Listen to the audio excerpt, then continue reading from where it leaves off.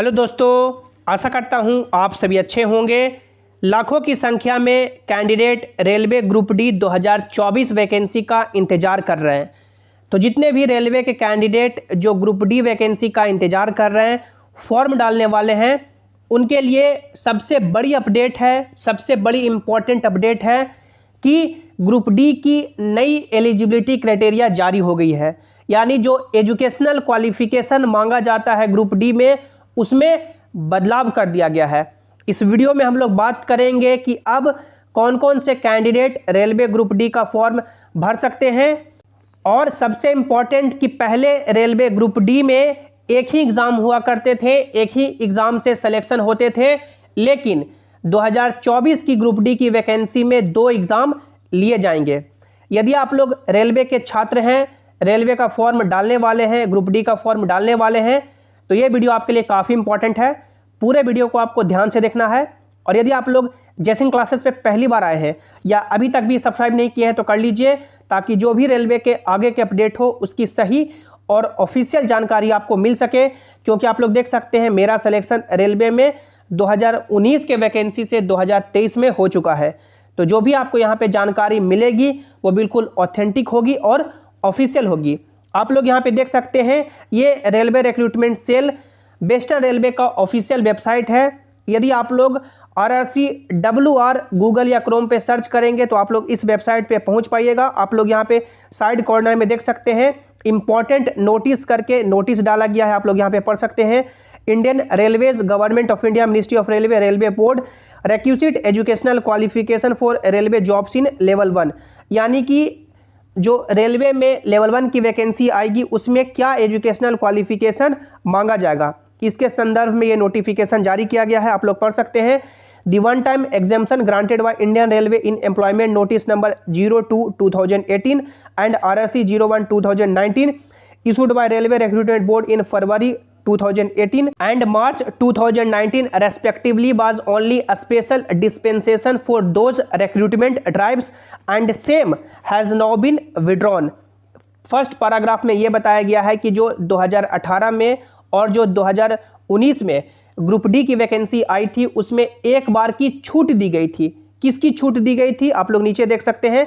The minimum educational qualification for all future recruitments to be notified after 15/6/2019 in level 1 of the pay matrix in technical department, that is civil engineering, mechanical, electrical and signal and telecom department and catering wing of railway will be 10th pass plus national apprenticeship certificate NAC granted by the National Council for Vocational Training और 10th पास plus ITI। Notice के इस second paragraph में बताया गया है कि 15/6/2019 के बाद जितनी भी रेलवे में ग्रुप डी की वैकेंसी आएगी टेक्निकल डिपार्टमेंट में, जो आपका सिविल इंजीनियरिंग के अंतर्गत आता है, mechanical, electrical, signal and telecom department और कैटरिंग विंग, उसमें आपसे 10th के बाद अप्रेंटिसशिप और 10th के बाद ITI का सर्टिफिकेट मांगा जाएगा।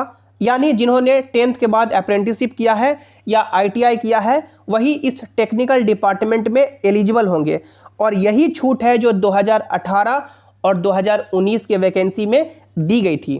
आपको मालूम होगा कि ये छूट दी नहीं गई थी, छूट लिया गया था प्रोटेस्ट करके। पटना के राजेंद्र नगर में प्रोटेस्ट करके यानी कि ये छूट लिया गया था।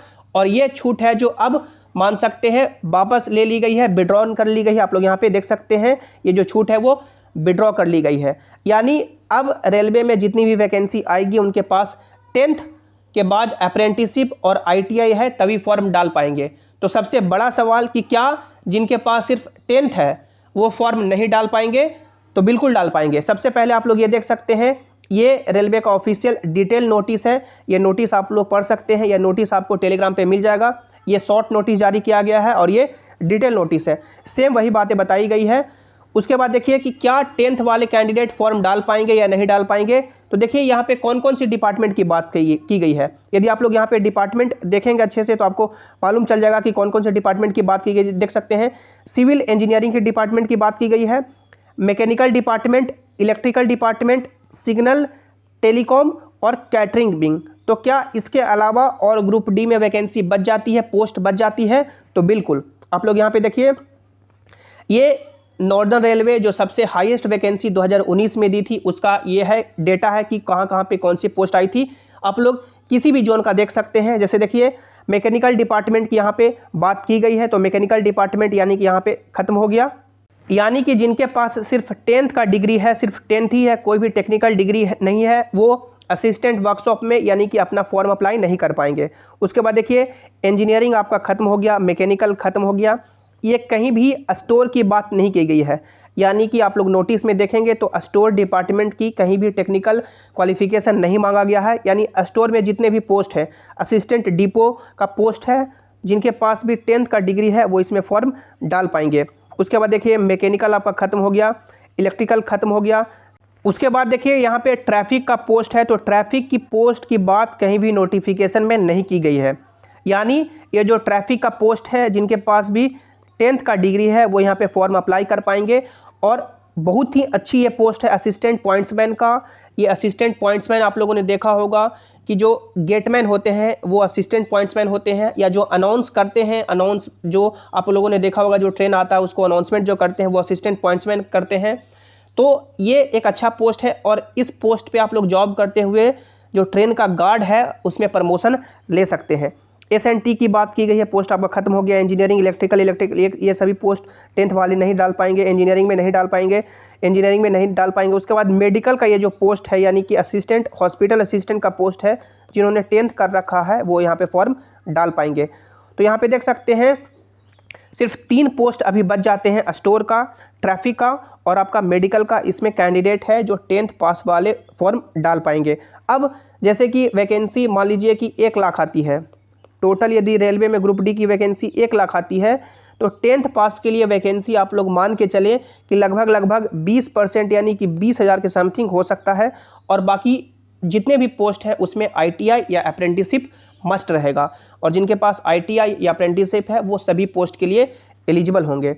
अब हम लोग सबसे इम्पॉर्टेंट बात करें कि जो एग्ज़ाम पैटर्न की बात करें कि क्या एग्ज़ाम पैटर्न रहेगा, तो देखिए 2018 की बात करें या 2019 की बात करें, एग्ज़ाम पैटर्न आपका अलग था। ये आपका एग्ज़ाम पैटर्न था कि आपको 1.5 घंटे का समय दिया जाता था।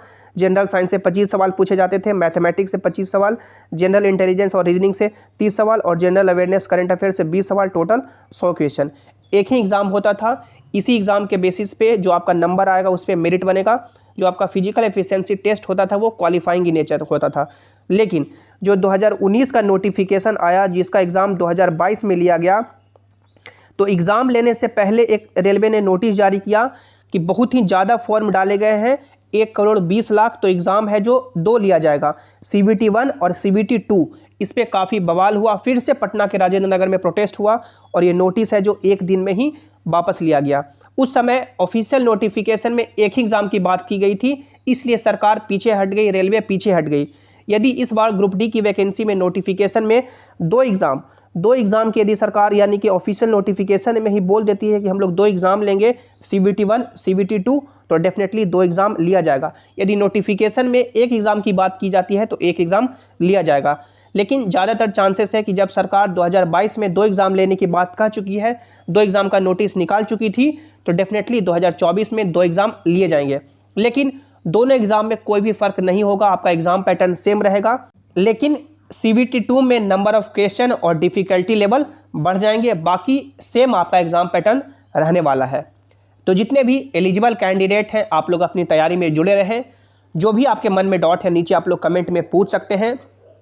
जो भी रेलवे के आगे फर्दर अपडेट होंगे ऑफिशियल आपको जेसिंग क्लासेस प्रोवाइड कराता रहेगा। तो आपको चैनल को सब्सक्राइब कर लेना है, वीडियो को लाइक करना है, अपने दोस्तों के साथ शेयर करना है, और सभी इंपॉर्टेंट अपडेट के लिए आप लोग टेलीग्राम जेसिंग क्लासेस से भी ज्वाइन हो जाएं, ताकि जो भी अपडेट हो, जो भी नोटिस हो, यहाँ पर आपको मिल सके। लिंक आपको नीचे डिस्क्रिप्शन में दे दिया गया है, या आप लोग टेलीग्राम पे जेसिंग क्लासेस सर्च करके भी जुड़ सकते हैं। मिलते हैं अगली वीडियो में। Thanks for watching, have an awesome day.